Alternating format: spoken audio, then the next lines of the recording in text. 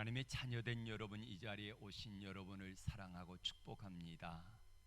하나님은 자녀된 여러분을 위하여 생명 다하여서 목숨까지 아끼지 아니하시고 우리를 사랑하시고 구속하셨지요. 그리고 우리를 오늘 또 이 자리에 부르심을 믿고 감사를 드립니다. 조선시대 자녀 사랑은 남달랐다고 그래요. 자녀들을 위해서 특별히 양반들이 자기 자녀가 태어나면은 그 자녀를 위하여서, 혹시 여러분 걸자 천자문이라고 들어보셨습니까?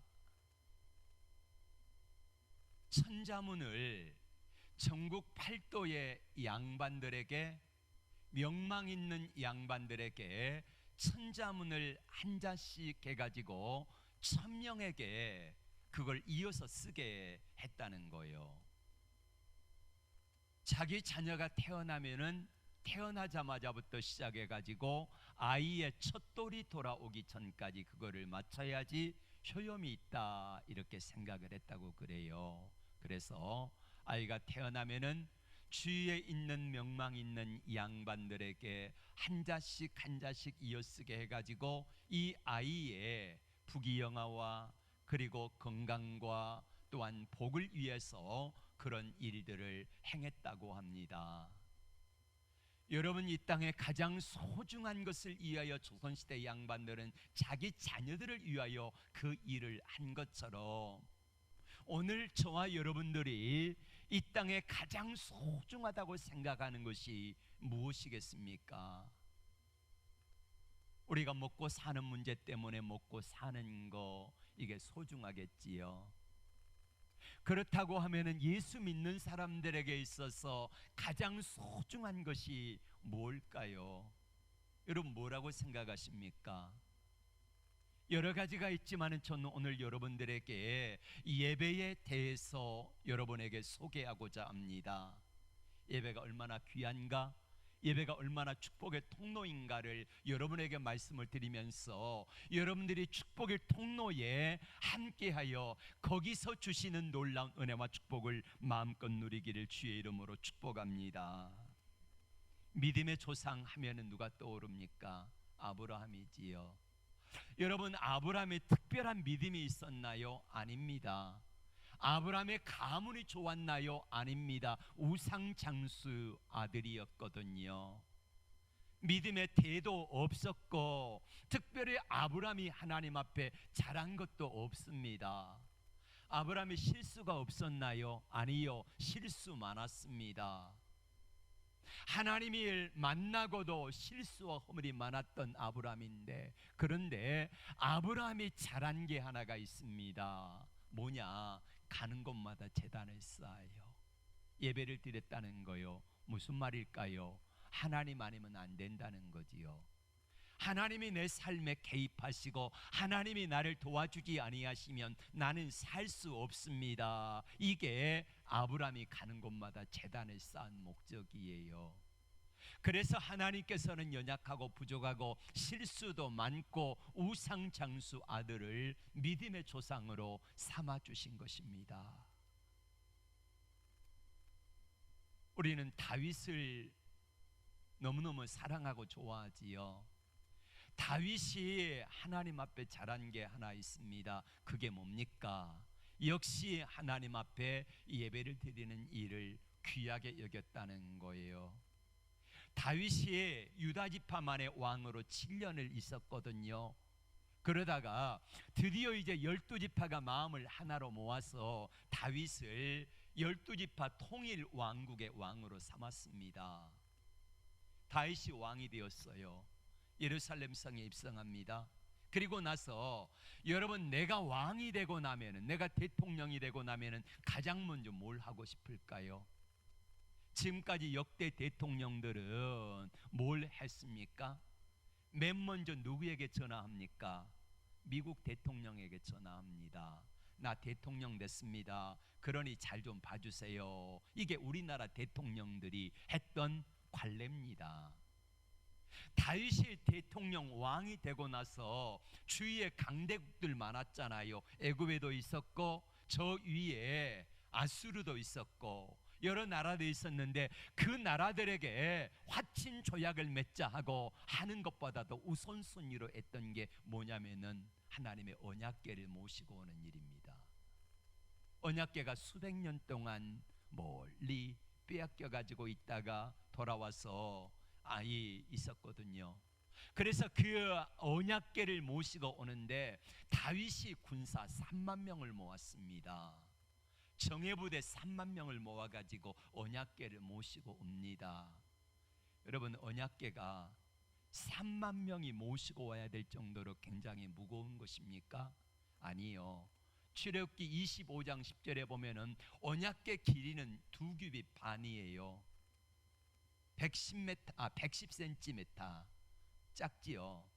높이가 1.5규빗이니까 67cm 정도, 폭도 67cm 정도. 그러면은 뜰채로 꿰가지고 두 사람이 메고 오면은 충분한 무게입니다. 그 안에 뭐가 있냐면은 히브리서 9장 3절에 보면은 하나님이 친히 쓰신 돌비, 십계명의 두 돌판이 들어있고, 그리고 만나를 담았던 금항아리가 있고 아론의 쌍난 지팡이, 이 세 가지가 언약궤에 들어있다고 말씀하고 있습니다. 그러니까 무거운 게 아니라는 말이에요. 그러면은 다윗이 왜 3만 명의 군사를 모아가지고 언약궤를 모시고 오려고 했을까요? 무슨 이유일까요? 그만큼 언약궤가 귀하다는 겁니다. 내가 3만 명이 아니라 30만 명을 모아서라도 언약궤를 모시고 오겠다는 게 다윗의 하나님을 사랑하는 열정이거든요. 그래서 하나님이 다윗을 귀하게 여기신 겁니다. 하나님을 소중하게 여긴 거예요. 다윗이 하나님을 소중하게 여기니까 하나님께서도 다윗을 소중하게 여겨주시고 이 땅에서 당시 이스라엘 나라에서 가장 존귀한 왕을 만들어 주신 줄로 믿습니다. 초대교회 성도들이 많은 핍박과 고난을 비하여서 카타콤에 숨었습니다. 지하 묘지입니다. 동굴입니다. 거기서 빛을 보지 못하고 살아가면서 어떤 사람은 거기서 태어나가지고 평생 거기 살다가 죽은 사람도 있어요. 무엇 때문에 거기 내려갔을까요? 예배의 자유를 위해서 내려간 겁니다. 예배가 너무 소중하기 때문에 내 생명보다도 내 삶에 필요한 거, 내가 불편함보다도 이것을 예배와 바꾸지 않겠다고 하는 초대교회 성도들의 믿음이 거기에 나타난 거예요. 1622년 12월 11일 날 약간 60일 정도의 항해를 통해서 청교도들 102명이 미국의 매사추세츠주 프리머스 해변에 도착했습니다. 여러분, 우리나라 겨울 날씨 12월 11일을 한번 생각해 보세요. 굉장히 춥잖아요. 근데 거기보다 이 지역은 우리나라보다 더 훨씬 더 높은 데 있습니다. 그래서 추워요. 미국의 겨울이, 그 지역의 겨울이 우리나라 겨울보다 훨씬 춥다는 거예요. 그런데 12월 한겨울에 도착했을 때에 당시 청교도들 102명은 배에서 야간 60여 일의 항해 동안에 지치고 많은 사람들이 힘들었습니다. 그럼에도 불구하고 맨 먼저 한 일이 뭐냐면은 예배 초소를 마련하는 일을 맨 먼저 했습니다. 그리고 자기 집을 마련하고 그렇게 해서 겨울을 납니다. 이렇게 한 겨울을 나고 났더니요 46명이 이듬해 가을 되니까 죽었어요. 102명에서 46명이 죽었다는 거예요. 절반쯤 죽은 거지요. 저들은 추수감사주일쯤, 이때 11월 셋째 주일이지요. 이때 추수를 하고 나서 하나님 앞에 감사 예배를 드립니다. 한번 생각해 보세요. 그 60일간의 항해를 하고 와가지고 46명의 가족들을 잃어버리고 풍토병으로 이질과 그리고 여러 가지 병으로 말미암아 수많은 사람들이 영양실조로 죽어갔는데 그때 하나님 앞에 감사 예배를 드립니다. 뭐가 저들에게 감사하게 했을까요? 신앙의 자유. 이걸 찾은 것만 해도 너무너무 감사하다 그래서 저들은 하나님 앞에 감사 예배를 드리고 믿음으로 살기로 작정했습니다. 그랬더니 이 나라를 불과 몇백 년이 지나지 않아서 세계 최고의 나라로 하나님이 만들어 주시잖아요. 여러분, 세계 최고가 되고 싶습니까?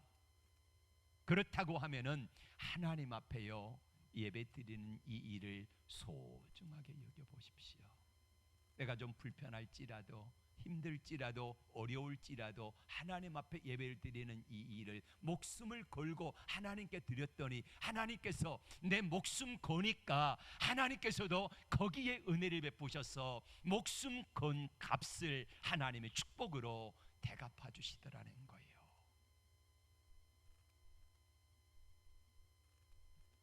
오늘 성경에 보면은 마리아가 나오는데 300데나리온 정도의 값어치가 되는 옥합을, 향유를 예수님께 부어서 그거를 주님께 드립니다.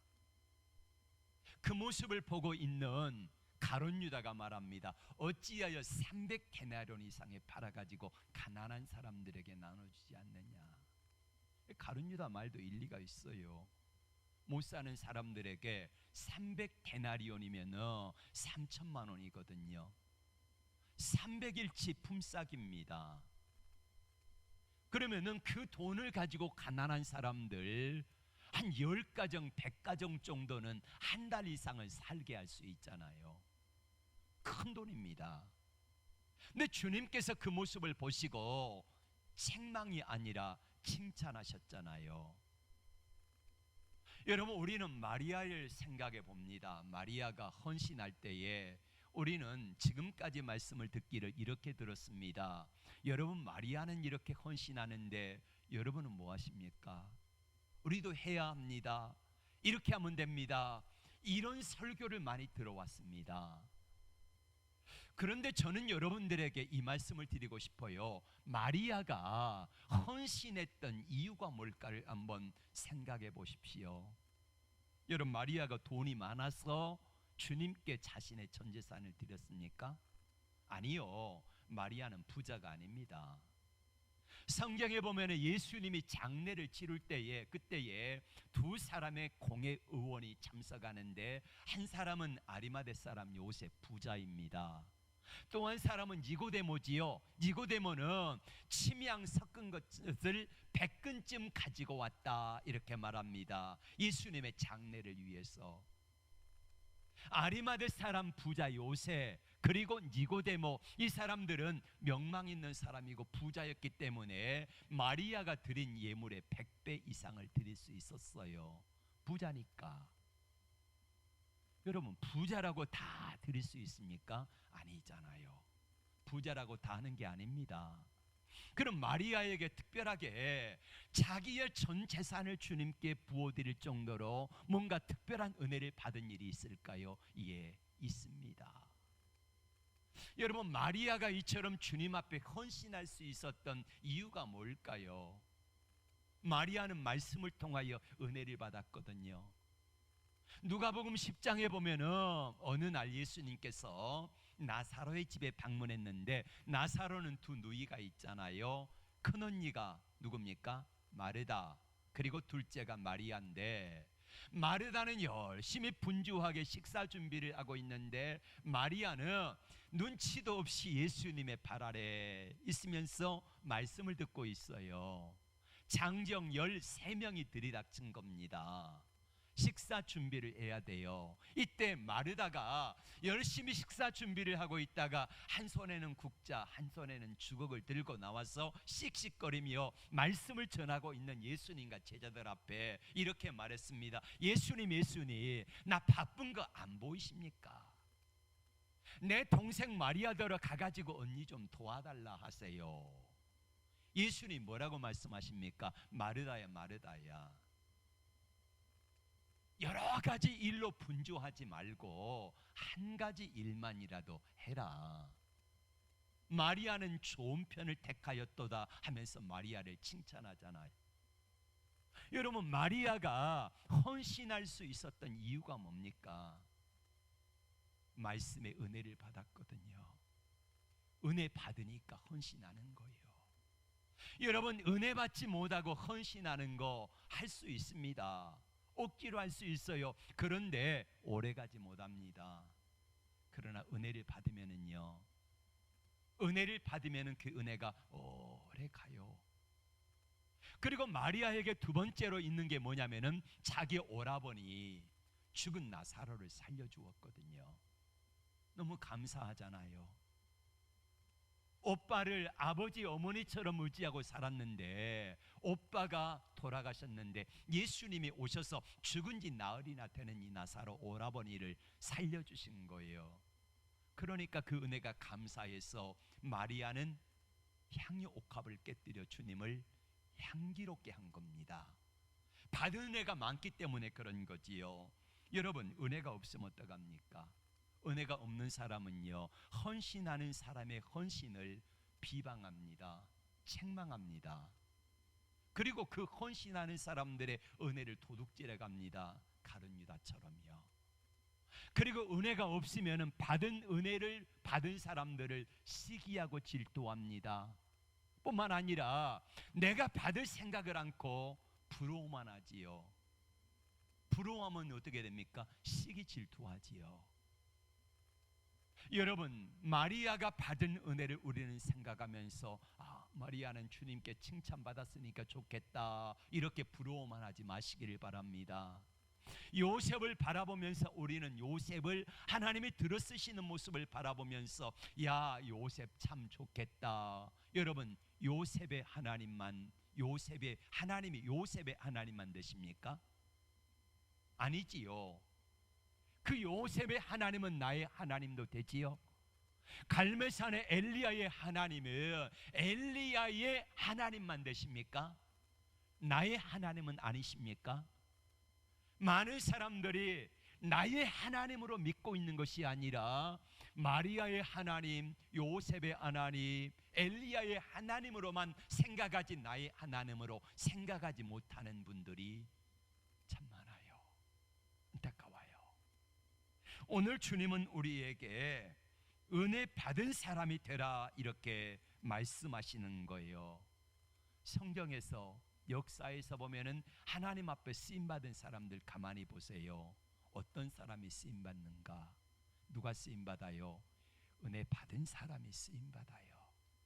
은혜를 많이 받은 사람이 하나님 앞에 귀하게 쓰임 받아요. 은혜 받지 못한 사람들은 어떡합니까? 은혜가 떨어지면은요, 끝나는 거예요. 하나님으로부터 멀어져요. 감사하지 못해요. 믿음으로 살아가지 못해요. 그러나 은혜를 많이 받은 사람들은 그 은혜로 말미암아 오늘 하루를 이겨냅니다. 할렐루야. 그리고 그 사람들이 가는 곳마다 하나님의 역사가 함께하는 거예요. 20세기의 최고의 붕사 무디 목사님, 빌리그람 목사님, 손양원 목사님, 주기철 목사님, 이런 분들의 간증을 들어보면 그분들이 한결같이 간증하는 게 뭡니까? 내가 이렇게 해서 승리했다, 이게 아니라 하나님의 은혜가 내 안에 어떻게 임했는가, 그 은혜가 임하니까 내가 어떻게 이렇게 승리하게 되었는가, 이거를 간증하고 있다는 거예요. 여러분, 하나님의 은혜가 임하면은요, 하나님의 그 은혜가 나를 살게 하세요. 이기게 하세요. 나를 되게 하세요. 이루게 하세요. 가는 곳마다 하나님의 능력으로 붙들어 주세요. 이게 하나님의 은혜인 것입니다. 소양강 댐을 만들었습니다. 소양강 댐물을 채우는데 17,000년이 걸렸다고 그래요. 7년 동안 물 한 방울 내보내지 않고 계속해서 채웠더니요, 만수가 되었습니다. 그리고 나니까, 채워지고 나니까 계속해서 그 물을 받았다가 흘려보내잖아요. 농업용수, 공업용수, 식수 발전하는데 귀하게 쓰이잖아요. 맞아요.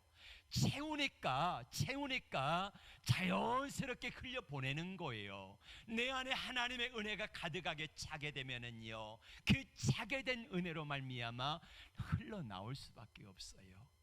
소양강 물을 가득하게 채워놓으면은 계속해서 채워놓고 한 방울도 흘려보내지 않으면 어떻게 됩니까? 위험하잖아. 떠질 수도 터질 수도 있잖아요. 흘려보내게 돼 있어요. 마찬가지로 하나님의 은혜가 내 안에 임하게 되면은 그 받은 은혜가 자연스럽게 흘러나오게 돼 있어요. 소금 먹은 놈 물 안 마시랴. 소금 먹은 놈은요, 짜니까 물 마시게 돼 있어요. 하나님의 은혜가 충만하게 된 사람은 자연스럽게 흘러나오게 돼 있다니까요. 연애하는 사람들 보세요. 얼굴 표정 보세요. 어떡합니까? 너 연애하냐? 알잖아요. 너 좋은 일 있어? 알잖아요. 왜요? 내 내면 속에 주어지는 충만한 기쁨이 자연스럽게 흘러나오니까 겉으로 드러나게 돼 있어요. 하나님이 내게 주신 은혜가 내 영혼 속에, 내 삶 속에, 심령 속에 가득 차게 되면은요, 자연스럽게 흘러나오게 돼 있어요. 흘러나와야 정상이고요.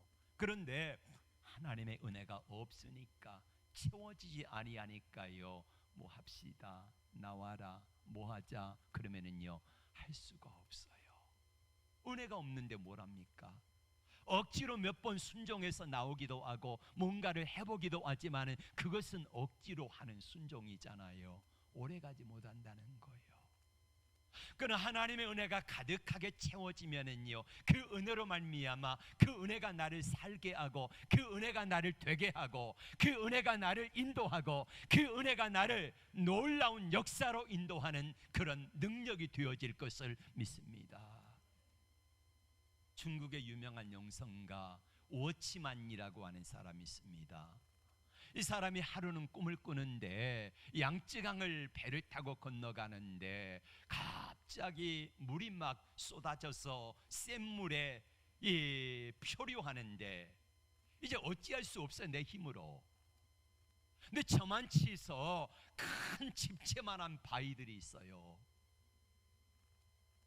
30초만 더 가면은 배가 바위에 부딪혀서 깨지면 죽는 거예요. 그때 워치만이는 하나님 앞에 기도합니다. 하나님, 저 바위를 없애주세요. 그리고 눈을 감았다 떴더니요, 배가 그 바위를 지나간 거예요.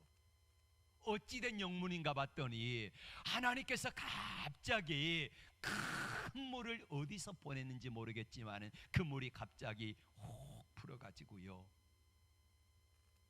바위를 넘어가는 거예요.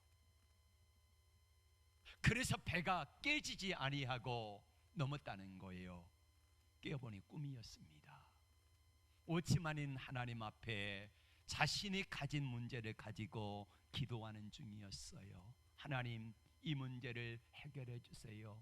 이 문제를 폭파해 주세요. 이 문제를 없애 주세요 라고 기도했는데, 하나님이 오치만에게 깨닫게 하신 은혜가 뭐였냐면은, 야 오치만이야, 내가 이 문제를 해결해 주는 게 문제가 아니라 내가 내게 주는 은혜가 모자라는 게 문제다. 이거를 깨닫게 하셨어요.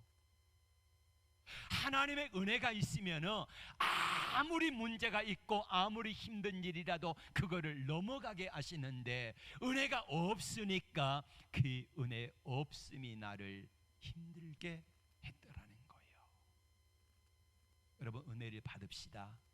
은혜를 받으면은요, 내가 할 수 없는 거 하나님이 하게 하시고, 그 은혜가 나를 이끌어가서 어떤 일이든지 뛰어넘을 수 있는 놀라운 은혜와 축복의 역사를 허락하여 주실 줄로 믿습니다. 그러면 어떻게 하면 은혜를 받을 수 있을까요? 은혜의 방편이 뭡니까? 성경에는 은혜의 방편을 몇 가지로 설명하고 있는데, 첫 번째로는요, 말씀입니다.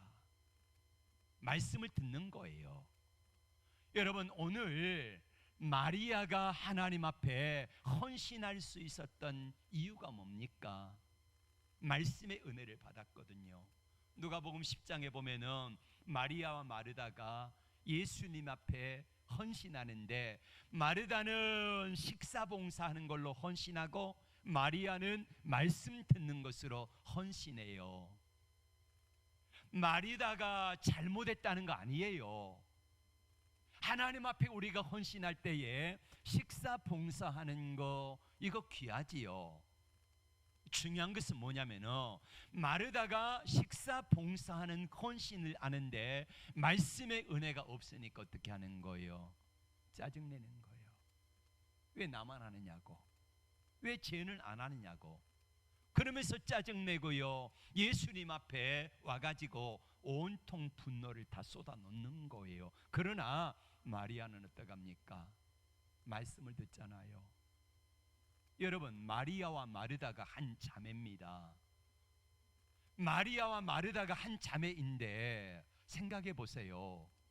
왜 자기 오라버니 나사로가 죽었다가 살아났으니까 언니가 먼저 헌신해야 되는 게 마땅한 거 아닙니까? 근데 왜 동생 마르다가 헌신해요? 이유가 뭡니까? 말씀을 들었거든요. 말씀을 들으니까 은혜가 되는 거거든요.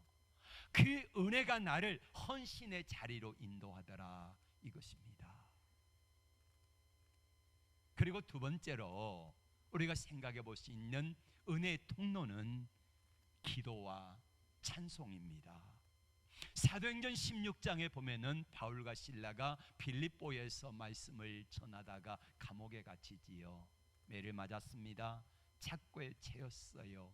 온통 여기저기 아프고 쑤시고 몸이 감옥에 갇혀서 아무것도 할 수 없을 정도로 온몸이 제어가 돼버려요. 그런데 여러분, 내 안에 있는 찬송과 기도, 하나님의 은혜는 제어할 수가 없잖아요.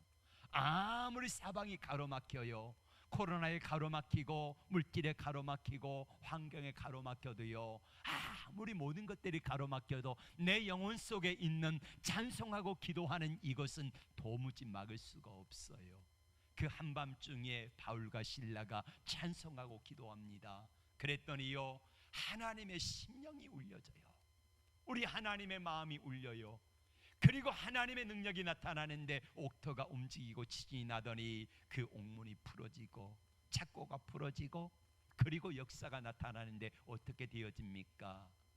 바울과 실라의 찬송 소리, 기도 소리는 바로 간수장의 마음을 움직입니다. 자기 집에 모셔가지고 이 두 사람에게 씻기고 먹이고 세례를 받고 말씀을 듣고 빌립보 교회가 생겨지고, 이런 놀라운 역사가 나타나는 하나님의 능력이 되는 것입니다. 그렇습니다. 여러분, 우리는 하나님의 말씀을 다 들어요. 근데 듣는데 두 가지로 들어요. 머리로 듣는 사람이 있고 가슴으로 듣는 사람이 있어요. 머리로 듣는 사람은 어떻습니까? 머리로 듣고 끝나는 거예요. 은혜 받았다, 아멘도 하고요, 할렐루야, 감사합니다, 고개도 끄덕거리고 다 해요. 머리로 받는 사람도 한다는 거예요. 그런데 중요한 것은 머리로 하나님의 말씀을 받는 사람들은 뭐와 같냐면은 메마를 때에 한 바가지 물과 같아요. 한 바가지 물을 마시면은 시원하잖아요. 시원하다, 갈증 해갈되었네 라고 말하지요. 그런데 또다시 목마르면 어떡합니까? 물을 찾아야 돼요.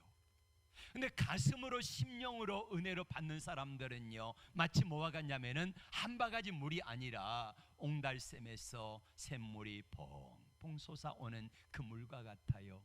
그러니까 거기만 가면 어떻게 해요? 그 물은 44절 365일 24시간 가서 언제든지 마실 수 있는 물이 된다는 거예요.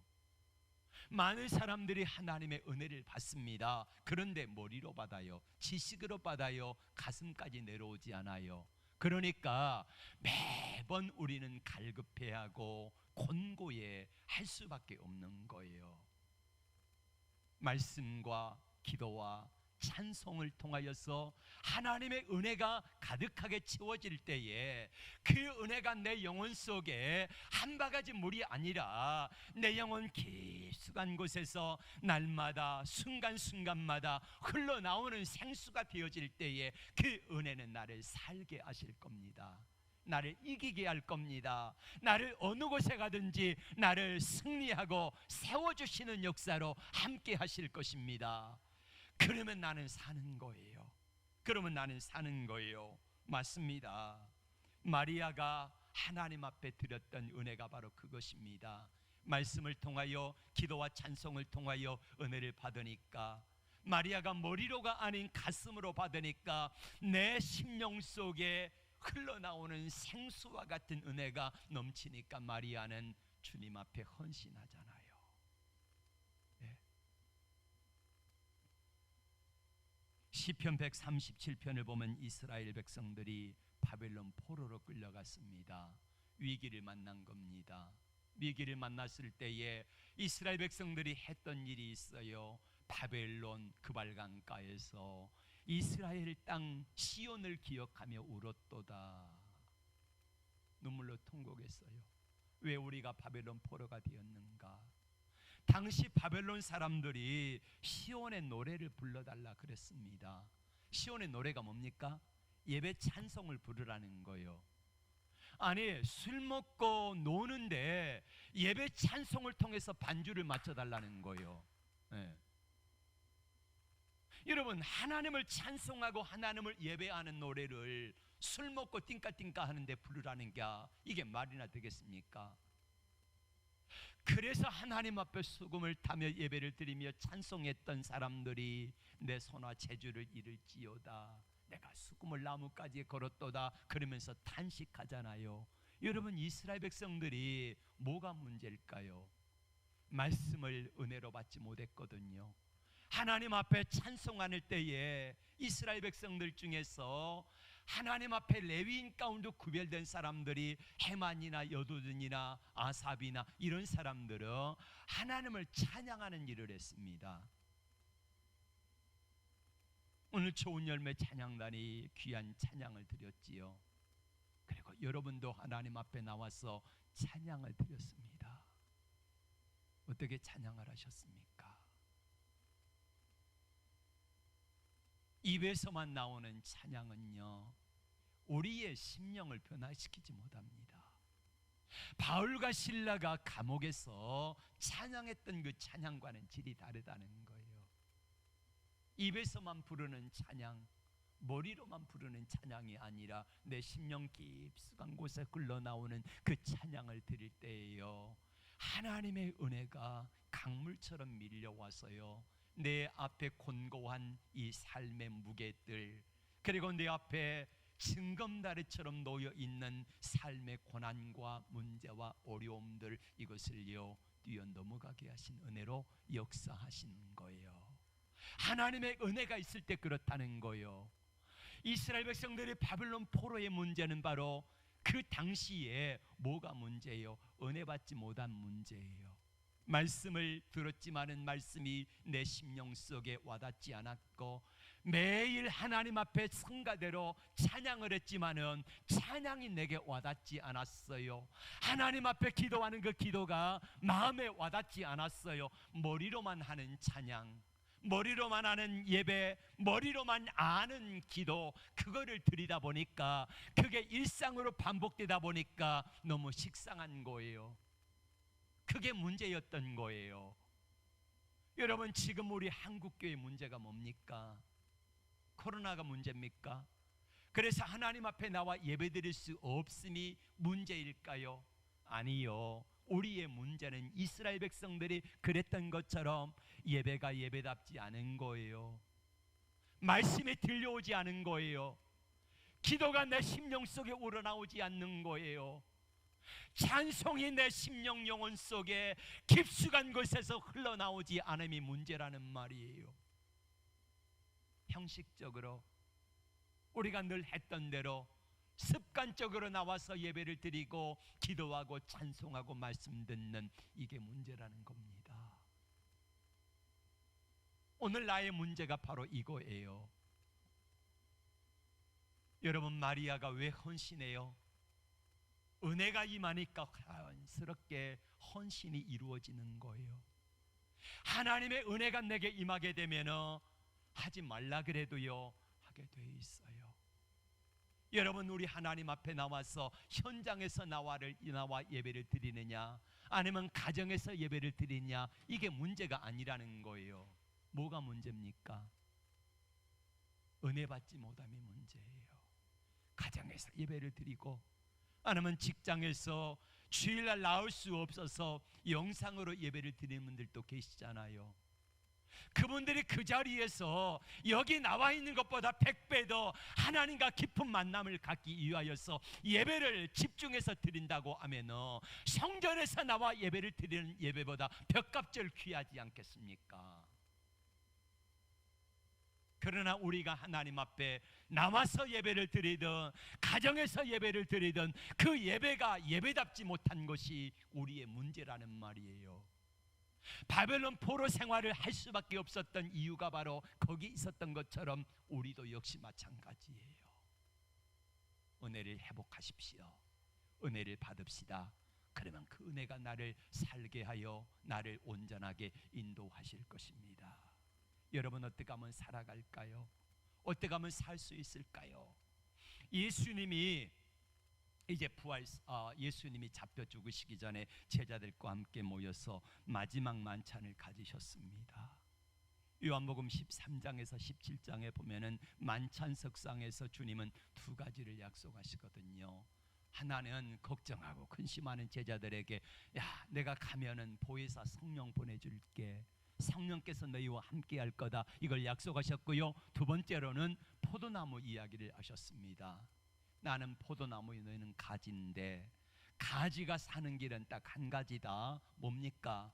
가지가 사는 길이 뭐예요? 붙어 있는 거잖아요.